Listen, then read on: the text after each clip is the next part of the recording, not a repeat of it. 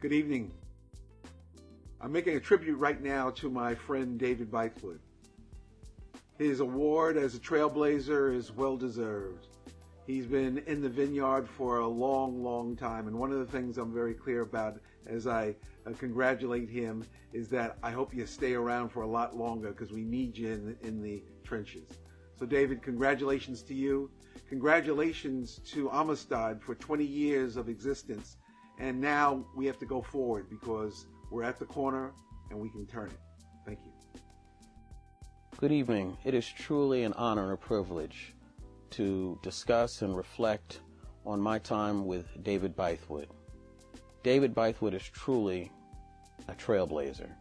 He's been serving the Long Island community for over 30 plus years.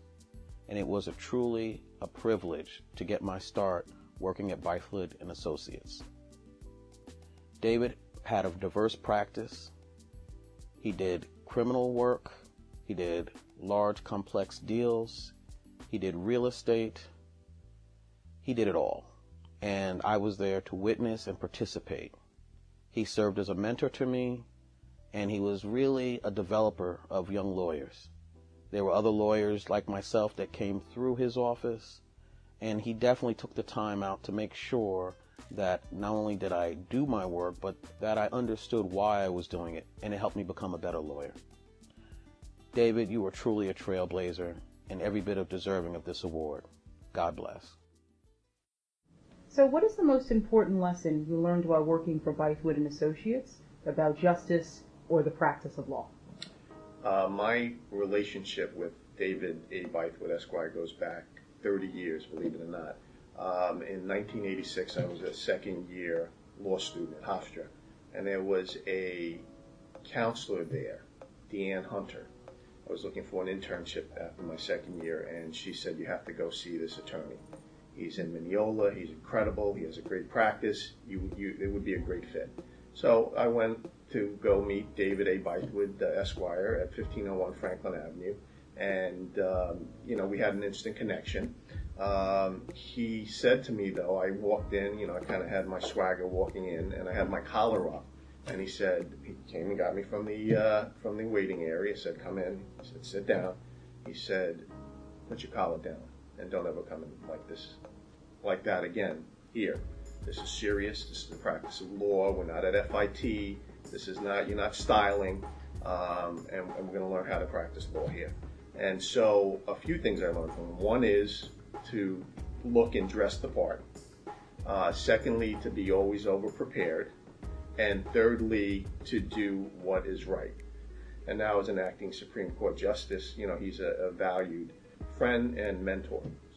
He had an entertainment practice, which was interesting because his brother, Danny Bythewood, was involved in productions and what have you. So we would get all of the legal work.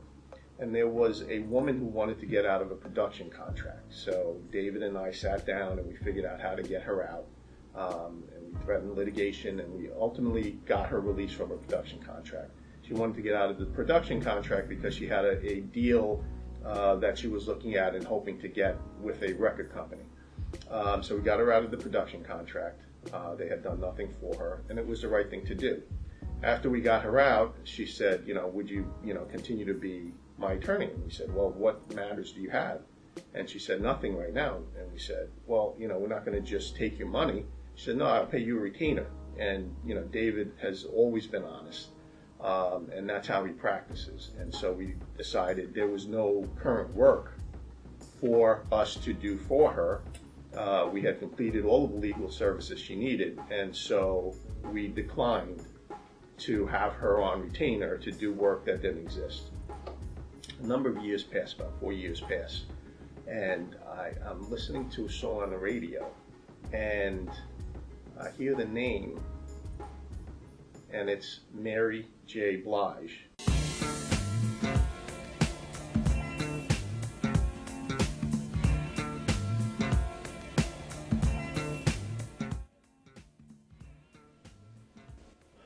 Okay, when we're talking about trailblazing, I mean, you may want to know about things that influenced me significantly in my life. We're going back into the late 60s, going into the 70s, is that there weren't many black attorneys around that could do much of anything. All right, we didn't have black attorneys back then that were in the forefront.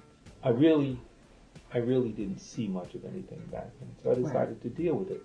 And I wanted to be better than what I saw. I wanted to be good enough to represent everybody. Right. I'd love to represent mobsters. I want to make $1 zillion representing mobsters, a lot of fame and everything else. While a lot of people were looking at, being an entertainment lawyer, it didn't even come into my mind. So I went into this, and law was very difficult for me at first because I didn't know the vocabulary. I didn't have anyone to access to talk to about it.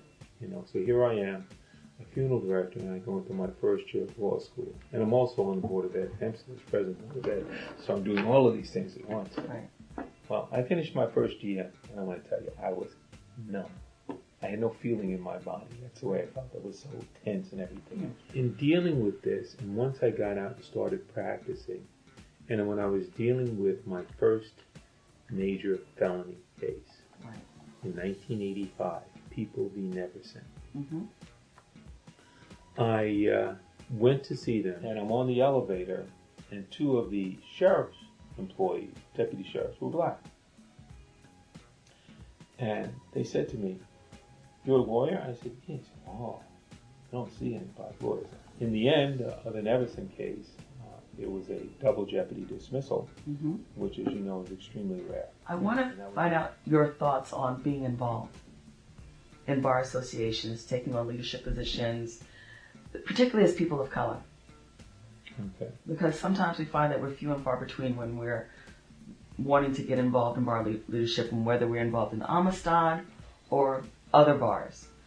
Can you give us some insight as to what you feel about the importance of being involved? The importance of being involved is the interpersonal interactions between the lawyers, which interpersonal interactions should go above and beyond the activities in any bar association.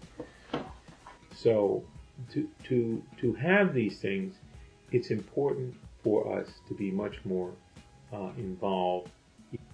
Being at a gathering of like professionals, you have the ability, and hopefully what will happen there is that the like professionals will forget about other considerations and will simply focus on enhancing their and their brethren's abilities. But we can gain from each other, not that we will duplicate what the other person has, but we can then learn and understand what the other person does, and we can adopt that which the other person has to enhance what we have. Now for me, it's been a long ride. I hope it goes for a reasonably long further time, because I'm not tired of being here. And will I ever do this thing for retirement? I don't know what that word means. I love doing what I do.